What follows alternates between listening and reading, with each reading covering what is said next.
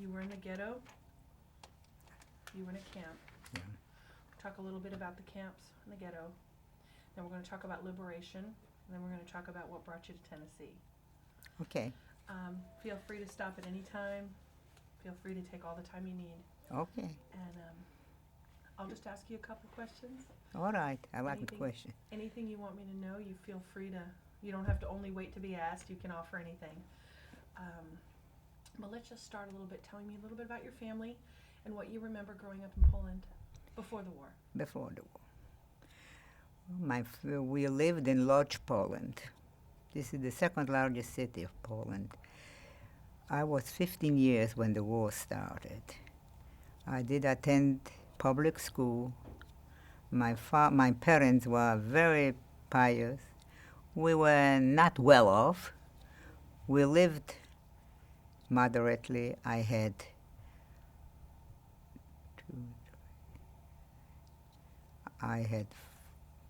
five siblings, 3 sisters and 2 brothers. Nobody survived.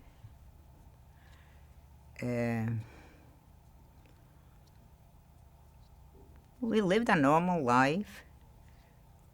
I cannot explain before the war. But then in 1939, we started to talk about, it was our teacher in school, the principal, she was from Austria. And in 1937, she went back home to visit her parents, and over there, Hitler was already there. And over there, the life for the Jews was already miserable. She came back and told us, we were at that time 13-year-old children, she hopes that Hitler will never come to Poland. Well, he came 2 years later. When we started to talk about war, my mother started to cry. She said she remembers the First World War, how bad it was, but it was no comparison to the First World War. First World War was a war which people suffered, but not because they were Jews. Here we suffered right when they came into Lodz. The first day they already did find the Jews, didn't caught them to work, beat them up. Schools were not permitted for Jews. So it was a different war. It was a war against Jews. Besides, you had a war going on between countries. It was a war against Jews. Tell me about your earlier memories of anti-Semitism. I really, personally, but Poland was a very anti-Semitic country. In Poland, anti-Semitism, it was especially because the church did preach anti-Semitism.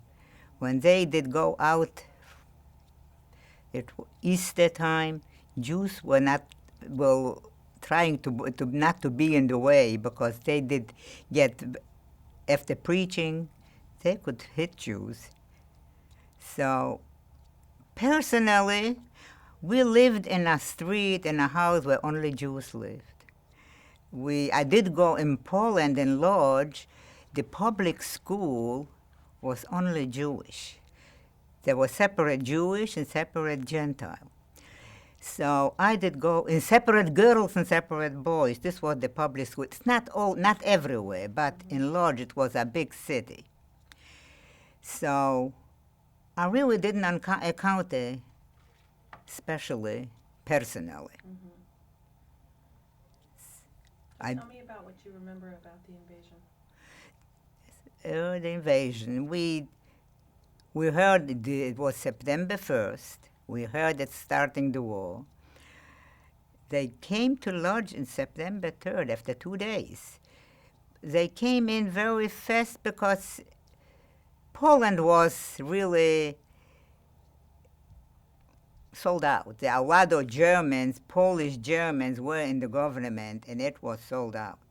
So they came in right to Lodz. Lodz was not on the boundary. Lodz was in the middle of the country. They came in September 3rd. They just walked through. The only opposition they had was in Warsaw, a little bit, but still didn't take more than 2 weeks to fall. And they had some kind of opposition in Stettin, but otherwise they just walked through. The army was disorganized, the army wasn't organized, the Polish. Poland was a young country. Poland was in existence only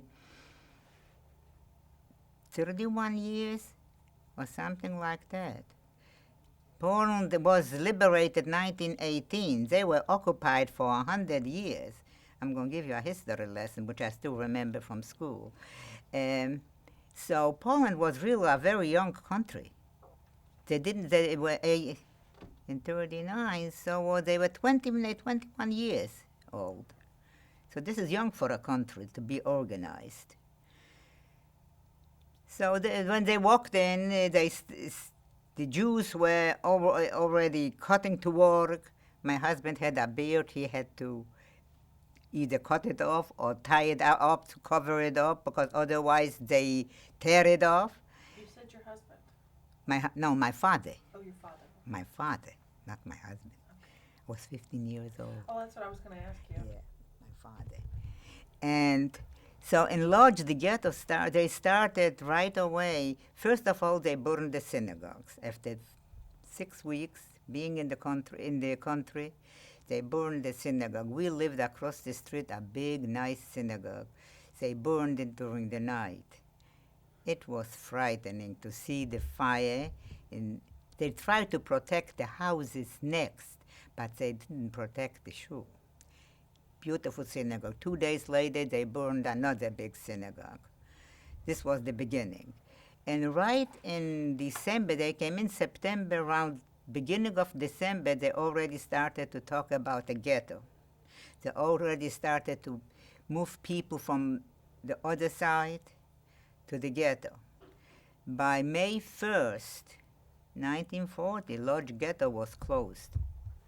So we were the longest ghetto. We were in the ghetto for 4.5 years. Since 1940 till 44. Tell me about the life in the ghetto. Life in ghetto, it was cramped. It was cold. We did not have no coal to heat the houses. It was hard work. They did organize. The eldest of the Juden, the Romkowski, he said the ghetto will tick like a clock. It will be organized. So they organized factories to work, different kind of factories. I did work. We made straw shoes. At that time, they invaded Russia, and it was cold in Siberia. They needed straw shoes to cover the feet. So I made shoes. There was a factory which made they make straw from straw. They made tails, like pigtails, and then we sewed them together. This was a hard work. It hard hand. There were factories of different kind of. They made clothes, shirts, things. There was hunger. We got a limited amount of food. We got a quarter of a bread for a whole week. You can imagine one was hungry when you get the bread, so you start to cut it. You cut one side, you cut the other. It lasted 3 days, and the rest we didn't have anything. So there were kitchens. They give you one soup a day at work. There was, some people tried to you experiment when they had some kind of coffee we made, which I don't know what it was. It was not real coffee. So when you did strain it from the leftover, you made some kind of pancakes, so you had something to put in your stomach. People died from hunger. So did my father. My father died in 41 from hunger. He starved to death. Hmm? He starved to death. You know. Did he starve to death, or was it malnutrition? Well, he got sick from hunger. First you lost weight, and then he got diarrhea from the hunger, and then he died. I have that little cousin. He was younger than me. He must have been about 13. He was growing, and all of a sudden he didn't have no food. Then he got a high fever, got TB. From the high fever, he got blind. He couldn't eat. There was no medication. There's nothing. He once told to my mother, and I think you can live being blind too. He couldn't see. 2 days later, he died. And another cousin, he was about 5 years old, from hunger. Everything was from hunger. Children growing and didn't have enough nourishment. So I was a little chubby, so it took me a long time till I lost it. So this way I survived. They said if you have a little bit fat, it takes you a little while when you lose it. So you survived. And so this is what I remember. It was cold, bitter cold. We had to stay in bed. We put out our arm, it froze. When we didn't go to war, it was hunger and dead. And that's it. Then I was left with my mother since 41. My mother. Let me ask you a couple questions. Yeah. about that. Some of the ghettos formed, had, as best as they could, a Shabbos service, some kind of Shabbat service, No. some kind of No, this. organized educational. No. So you weren't able to do anything. No, like that. I was when the ghetto started. I had finished public school. I was in Poland. The public school was free. High school was a private, if you could afford it. Public school was really, when you finished public school, 7th grade was like 2 years high school here, and so I finished school. But it was not allowed. Jews didn't allow to get education. I wanted to go to a business school, but the war broke out. I couldn't go. And Shabbat services, if you made them, it was not allowed. You had to close the doors, and somebody had to watch. Right, For the that's what I was going Germans. to ask you. I know some of these were done privately and secretly, and I didn't know if you remembered any. Yes, especially holiday services, privately and secretly, and we watched out if nobody's coming. God forbid if they would catch you. What do you think kept people praying, worshiping at a time of difficulty such as that? Or was it the time of difficulty that kept them doing it? It was very difficult, but some people did not. Some people did lose faith. Some people did not. I was raised in a family which we did not lose faith. We still did hope. We still hope. We still tried to keep as much as we could. My mother used to wear a wig. She did not. She put a scarf on, but my father died right in 41. The rations, what they gave horse meat. Horse meat is not allowed to eat. If you got it, if you stayed in line for 2 days to get it. My father did never eat it. He didn't let me go to get it. Even starving? Yeah. They wouldn't, He would not, no. No, he didn't let us go even to the line to get it. I remember there were some survivors who talked about being in the ghetto over Pesach and Yom Kippur. Yes. And struggling with the guilt of actually eating on Yom Kippur when they were starving and eating bread over Passover. No, we did not eat bread. You didn't eat No, the bread? me and my mother, we did not eat bread. Yom Kippur, they had, I remember, at the workplace, they had a service, and we did try to attend it behind closed doors. And Pesach, we saved the little potatoes what we had. We did take out just a few Pesach dishes. We did not take out everything, just to eat some, but we did not eat bread. And I don't remember even in concentration camp, we ate potatoes they gave us. One Passover I was in concentration camp. And they gave you bread, or No, you did not receive They bread? did give us, but we But you didn't didn't eat it. No, we still had a little bit of the upbringing. It still stayed with us. Some people maybe did eat it, and we didn't, but I did not eat it because it just stayed with me what my upbringing. In memory of my parents, I just couldn't do it. Tell me a little bit about, you were in the ghetto from 1940 to 44. Yeah. From there, what happened? Hmm? What happened in 1944? 1944, when the war started to hit them, they liquidated the ghetto. So they told us, they transferring us to another ghetto, that here will be bad, it will be war. I think Warsaw Uprising was over.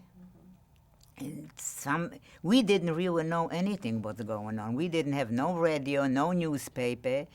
There was one person in the ghetto, a doctor, which had a radio.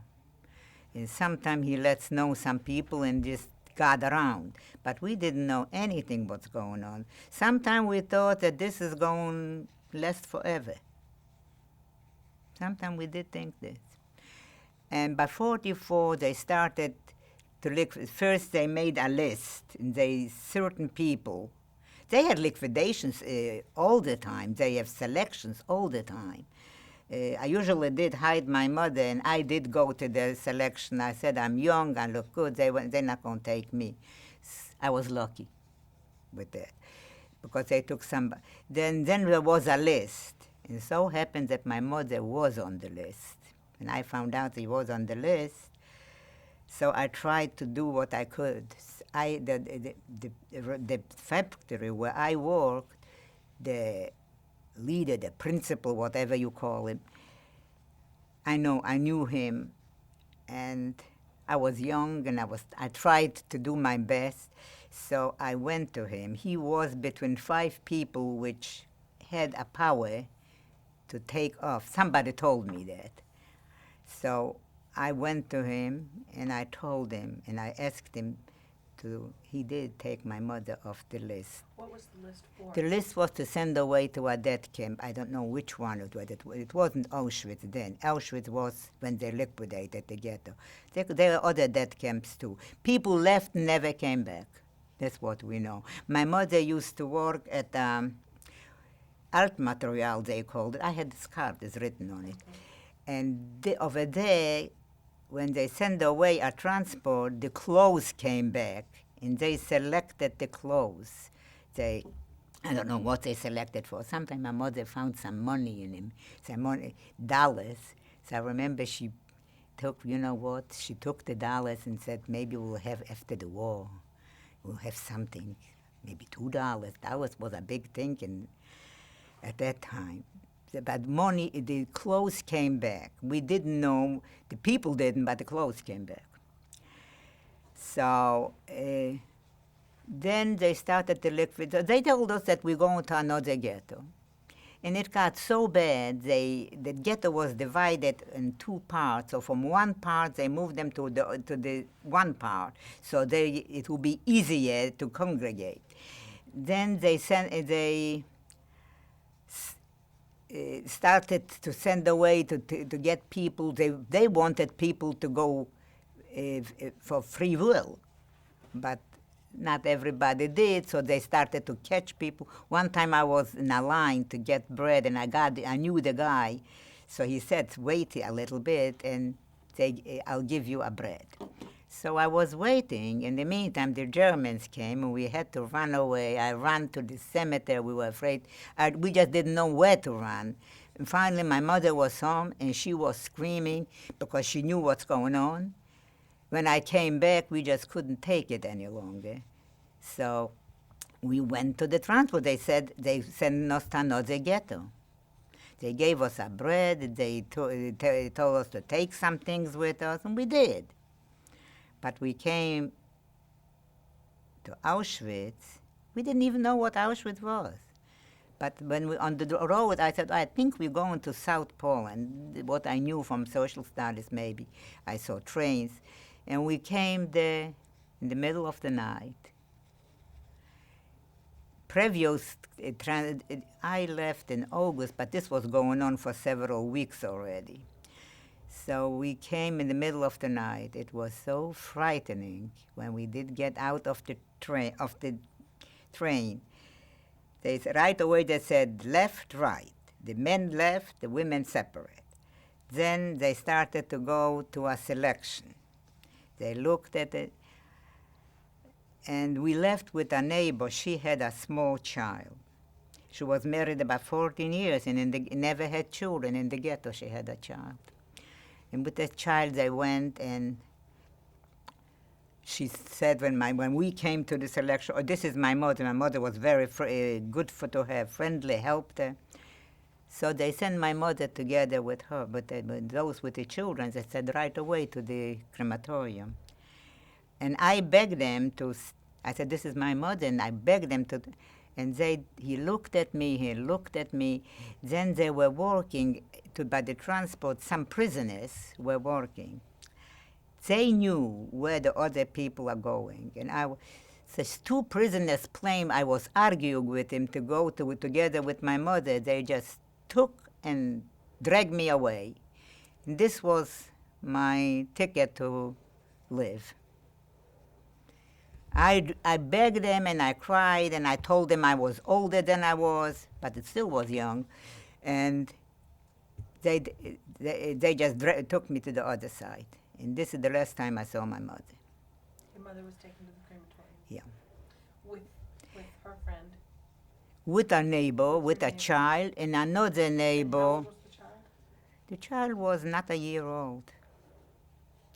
As I said, she 14 years was married and never had a child. In the ghetto she had one. And another neighbor, she had a little bit of hunchback something, so they took her right over there to the other side too. What was going on in your head at this time? What did you think you were in hell? I mean, what was happening? You know what? We were in such a daze we didn't know what was happening. We were crying. Then it was the middle of the night, so some prisoners which came before us came out, and they knew we are from Lodz. They were from the same, and they had shaved heads, and they wear clothes. They didn't give you the pashak, but they gave you clothes. One ill-fitting, one was for a short one. They gave a long. For the tall one, they gave whatever they had. They gave, and those people came out and screamed, "Give us the bread," because they'll take it away anyway. That they did a lie to us. It is not another ghetto. I looked at those people, and they looked at me like crazy. I have once seen an insane asylum, not far from Lodz, and I saw insane people running around. I said, "Oh my God, those people look like they are insane." We didn't know what to think. We didn't know what to think. Then they started to lead us to a block where they gave us undressed, shaved the head, everywhere, shaved, and then send us to a bath. This was a bath. This wasn't a crematory. This was a bath. They send us to a bath. We did get out of the bed. Our clothes was gone. The shoes are gone. They gave us clothes. It was in August. I got a long skirt, a wool skirt with a velvet jacket. That's it. In this we were no shoes, barefoot. So then they took us to the camp, the block 3 to the block. We came to the block. They put 10, like monkeys, in 10 people in a, like, I just can't describe how it was. On the bottom 10, on the top 10. On the bottom, on one, I recognized, no, when once we walked out, we couldn't recognize each other after the shaved head. I recognized a teacher of mine from school. And in the middle was something, and that's it. We lay there. Once a day, they took us to the restroom. It was halls, once a day. They went out to appeal. They gave us food. They put us in line, 5 people. They gave 1 soup for 5 people. Each one got a little sip of it. When it came to the last one, there was nothing left. I was there 3 days in Auschwitz. After I met some people which were there a long time from Lodz. And they walked, they asked us what was going on with their parents. We told them what we knew. After 3 days, they did send us to transport to a camp, to a working camp. So we went to... Were you tattooed? Do you remember? No. At that time, they were too many transport came in. They came in from Hungary and from Lodz. They gave us a dog tag. It came back with the dog tag came to the other camp. They didn't have time. 3 days just. And we went again to a shower. They gave us now clothes. They gave us a slip, a flannel slip I got, a long one, with a dress, a pink dress, a wool. And at that time, they gave us wooden shoes. And we were waiting for a train to go on the transport outside. They gave us to eat bread and honey on it. Well, I couldn't eat. I really wasn't. I couldn't. I held the bread and the honey in my hand a long time till the honey stuck to me, and I was sticky. So I was staying in a Why couldn't you eat? What? Why couldn't you eat? We were overwhelmed. We didn't know what's going on. We couldn't. We knew it's not good, but we didn't. I just couldn't eat. I knew I don't have my mother. I just couldn't eat. And so I saw a bucket of dirty water, so I ran to it at least to rinse down my honey. And they ran after me. I was lucky I just got in the group that they didn't shoot me. Then we stayed there for 2 days and a night to wait for the train. Excuse me 1 second. They There's vacuuming. a little noise interference going on. Uh-huh.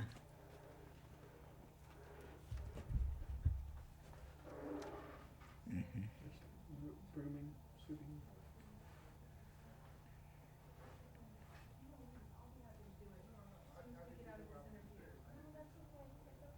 It just echoes, and I knew you didn't know that.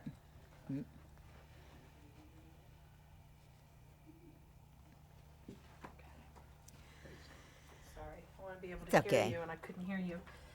Okay. So we stayed overnight. Daytime was very hot. So it was August. The nights were very cold. In Poland, the climate was like this. The nights were cooler. It was very cold.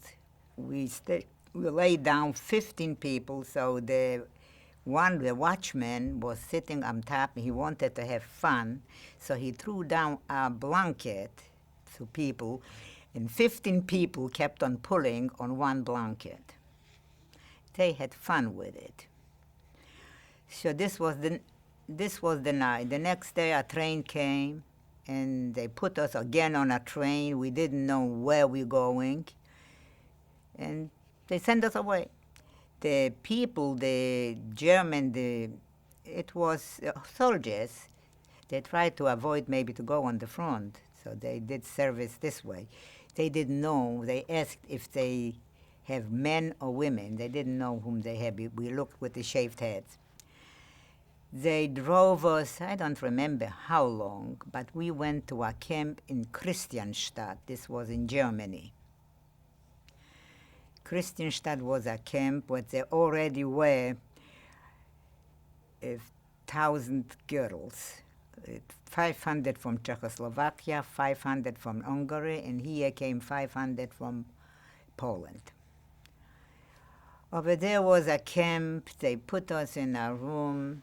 They put about 30 or 40 people in a room. There were their bunk beds. It was not really bad. It was bunks, bottom and top, the bottom two, on the top two. There was just straw on it.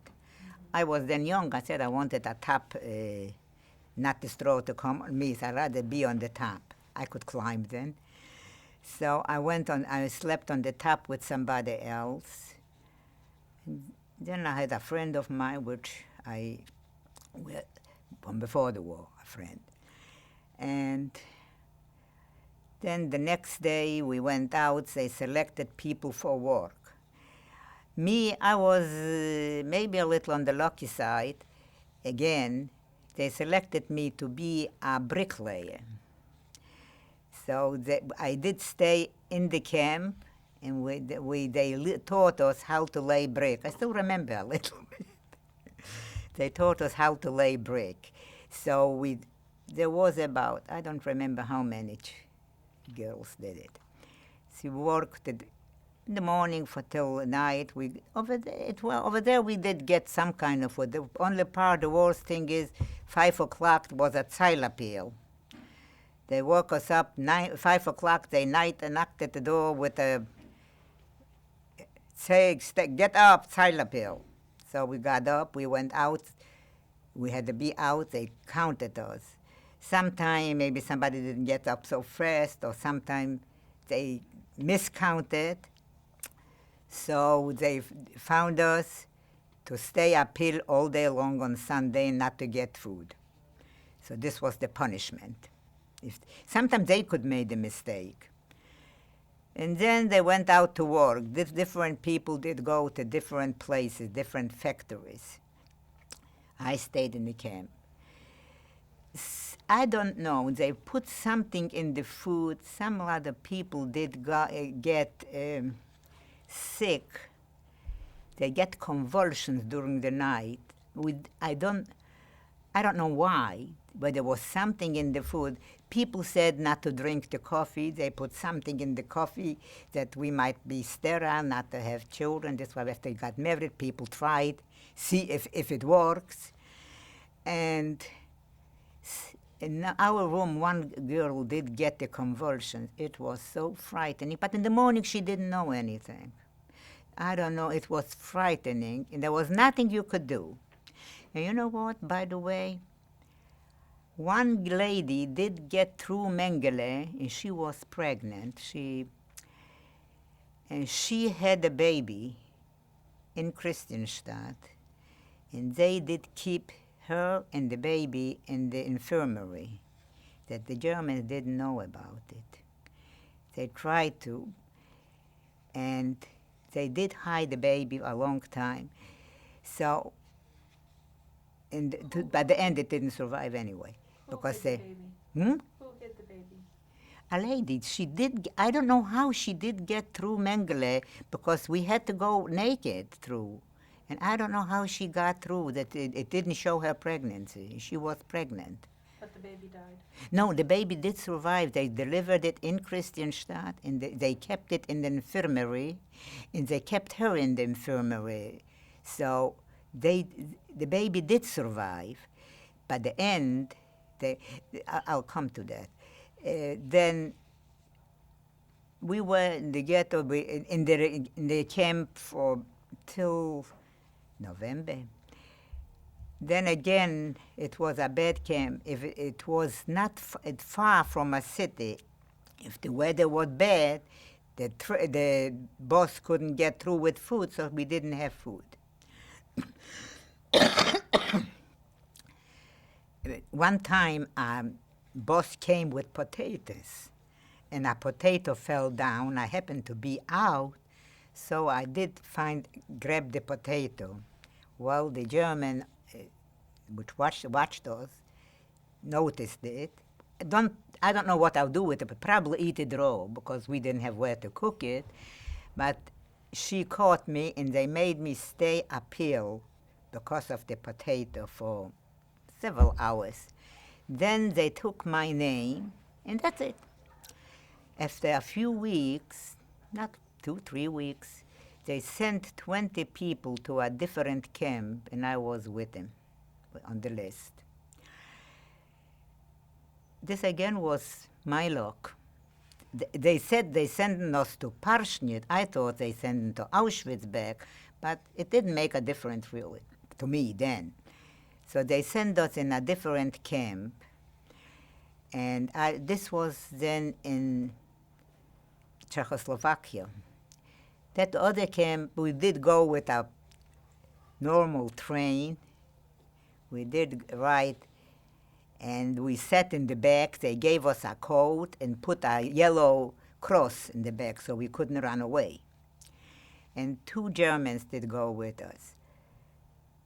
We had to wait a whole night till a transfer. We had to change train.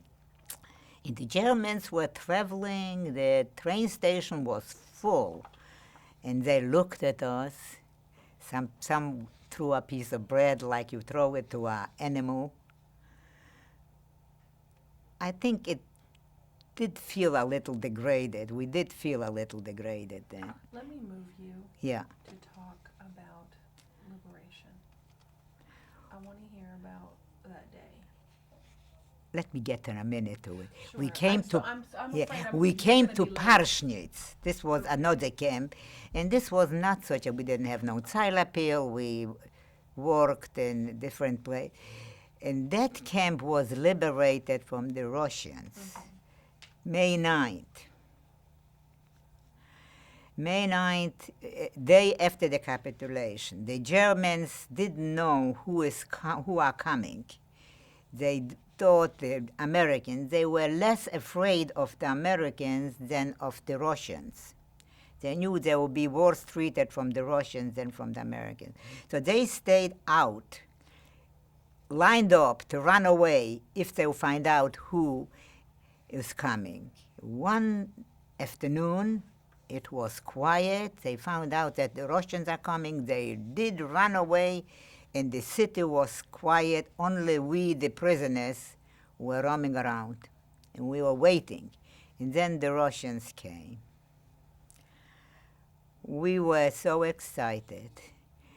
We couldn't believe that we were liberated. We could not believe that we outlived them. But then a lot of people died after the war. They were sick already. They started to give us food, which did not agree. So a lot of people did die after The the war. average life expectancy in a concentration camp was 90 days. How do you attribute your ability to live past that? 90 days? Some people lived in the concentration. You'll be surprised what people can stand, especially when you're young. What do you think kept you alive? I don't know. I don't know. When you look back on it, what do you want people to know about it? What I wanted to know that people can be very cruel, and if people will forget, it can happen again. Germany was a very cultural country. The Jews in Germany said they are Germans first and Jews second. They felt very free. There was integration, there was intermarriage, there was... So if it could happen in Germany, it can happen any place. If one crazy person, and anybody can get elected if he has some kind of name, if he can get off with some kind of idea. He got elected on the idea maybe it was the economy was bad. It's been said that the Nazis could not have done it without the help of the neighbors and teachers and countrymen. In some cases, probably, the Polish were very anti-Semitic and they were very helpful.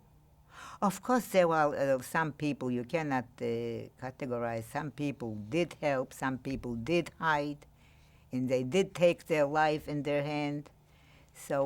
But mostly did not. Especially in the big cities. In the smaller cities, there were more help from the Poles than in the big city. So this is what I want people to know. Is there anything you'd like to add? Hmm? Is there anything you'd like to add? I don't know. You can think about it if you'd like. We were excited when we came to the United States. What brought you to Memphis? To Memphis, they just assigned us to Memphis. Who, the DP camp? Yeah, in the Assigned you to DP Memphis? camp. Yeah, they just assigned us because I'll tell you how we came to Memphis. We had a friend. My husband had a friend which went to the United States, and he said my husband really wanted to go to Israel. I Yeah, told you met Sam in the DP camp, right? yeah, after the war. We are from the same city. Right. But you didn't meet until the DP. no, he lived in a different part of the city. I lived in a different part of the city, so we didn't know each other. We met after the war. When we came, how we came here, a friend told him if there will be a registration to go to the United States, so let's register. So I told him, go ahead and register. There was a registration. I really forgot about it. I didn't even think about it. We thought we'll go to Israel. But I told him in Israel, the life is so hard, and I went through so much, I really can't take it anymore. So then one day they called him to come to Munich. We lived about 60 miles from Munich. And this friend, they joined. They came to ask him if he can sponsor it. He said no, he can't afford to sponsor it. So they said, okay, they bring us over. So they called him, and he told them that he is a furniture finisher. They had furniture stores. So they brought him to Memphis. Here was the Bruce, there was the furniture factory. So this is why they assigned us to Memphis. We didn't even know where Memphis was. We knew New York, Chicago, Los Angeles, but Memphis, everybody felt sorry for me that we're going to Memphis. It's somewhere on the Mississippi. We looked it up on the map. And so this is how we came to Memphis. We came in the middle of the night. Somebody picked us up. Still today, I don't know who it is. They picked it, and he didn't speak. He spoke English and French, and I said, I speak Yiddish, Polish, and a little German, but so we couldn't even talk. They took us to Hotel Tennessee in a taxi, and that's it. Then I walked in. They put us on the 13th floor in the hotel. They expected us. They knew we were coming. And I look out. Across the street was the Peabody Hotel. And next to the Peabody Hotel was a Dobbs car dealer.